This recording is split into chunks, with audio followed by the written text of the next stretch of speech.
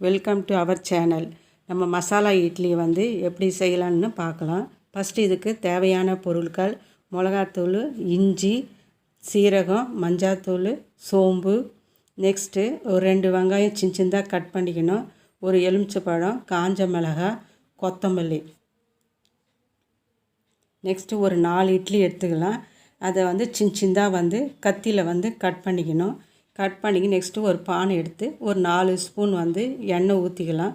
எண்ணெய் சூடாறிச்சுன்னா ஒரு இட்லியாக எடுத்து அதை வச்சு ஒன்றும் கொஞ்ச நேரம் சூடு ஏறும்.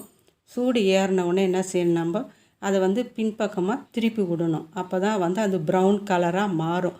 ஒரு 2 நிமிஷம் அப்படியே விடணும். அது வேகிற வரைக்கும் அப்படியே இருக்கணும். நம்ம வந்து இட்லி வந்து இது பண்ணும்போது அதை சூடு ஏற என்ன செய்யணும், ஒன்றா அப்படியே திருப்பி விட்டால் அந்த கலர் வந்து சேஞ்ச் ஆகிடும். சேஞ்ச் ஆகிடுச்சுன்னா நம்ம அந்த இட்லியை வந்து எடுத்து வச்சுக்கலாம். எடுத்து வச்சுக்கின்னு அது நெக்ஸ்ட்டு மீதி இருக்கிற இட்லியை வந்து என்ன பண்ணலாம், அதே மாதிரி திருப்பி வந்து போட்டு சூடு ஏறி இது பண்ணிக்கணும். அதே மாதிரி இருக்கிற இட்லி எடுத்து நம்ம 4 இட்லி தான் கட் பண்ணிக்கிறோம். அந்த இட்லி வந்து ப்ரௌன் கலராக மாறினோன்னு நம்ம எடுத்து வச்சுக்கலாம். அது வந்து என்ன செய்யலாம், அப்படியே கூட சாப்பிட்லாம், டேஸ்ட்டாக கூட இருக்கும். இல்லையா நம்ம வந்து என்ன பண்ணலாம், வெங்காயம் இதெல்லாம் போட்டு வதக்கி கூட செய்தால் டேஸ்ட்டாக இருக்கும். இப்போ நெக்ஸ்ட்டு வந்து மீதி இட்லி எல்லாத்தையும் அதே மாதிரி மறுபடியும் திருப்பி செய்தாச்சு.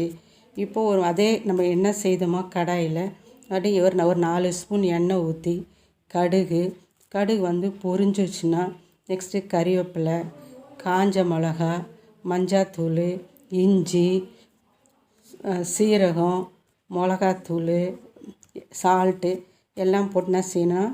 அப்படியே கொஞ்சமாக வந்து அதை பேஸ்ட்டு பண்ணணும். அது கலர் கொஞ்சம் சேஞ்ச் ஆன உடனே என்ன செய்யணும், வெங்காயம் போடணும்.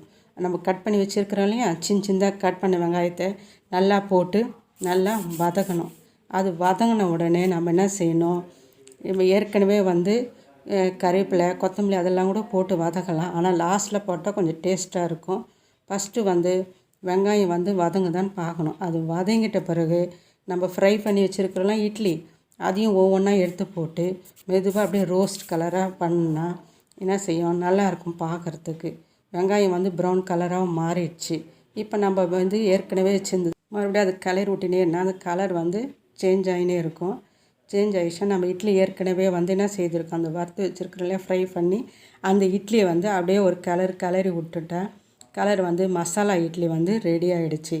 பாருங்கள், அவ்வளோதாங்க, ஈஸியாக முடிஞ்சிடுச்சு பாருங்கள். 2 நிமிஷத்தில் மசாலா இட்லி ரெடி. மேலே வந்து அதுக்கு வந்து நம்ம தக்காளி விருப்பம்தான் போடலாம், அது ஆப்ஷன் தான். வேணான்னா நம்ம என்ன செய்யலாம், விட்டுடலாம். ஒரு எலுமிச்சைப்பழம், ஆஃப் எலுமிச்சைப்பழம் அது மேலே அப்படியே பிழிஞ்சு விட்டுடலாம். ஏன்னா இன்னும் டேஸ்ட்டாக இருக்கும். அதுதாங்க. இப்போ கொத்தமல்லியோ கருப்பிலையோ ஏதோ ஒன்று மேலே தூவி விட்டுட்டு ரெடி பண்ணிடலாம். அவ்வளோதாங்க, மசாலா இட்லி ரெடி.